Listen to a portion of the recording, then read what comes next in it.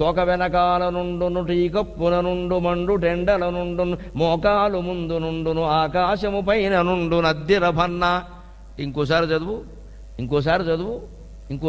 అంది ఆవిడ. 2-3 సార్లు చదివా. ఏముందిరా నీ తలకాయ, పద్యం చదవడం చేతకట్లా, ఎక్కడ ఆపాలో ఆపకుండా చదువుకుంటూ పోతున్నావు అలాగే పాట పాడినట్టు. అలా కాదమ్మా అంది. అదేమిటి, మా మాస్టర్ కూడా ఎలాగే చదివారంటే ఎంత ధైర్యమో. మీ మాస్టర్ కూడా చదవడం రాదు రాండి,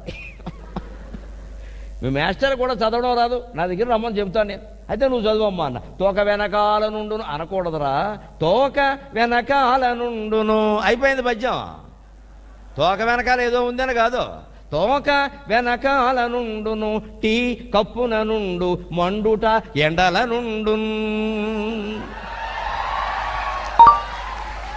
తోక వెనకాల నుండును టీ కప్పున నుండు మండుట ఎండల నుండు మోకాలు ముందు ఉండును ఆకాశము పైన నుండు అద్దిరభన్న.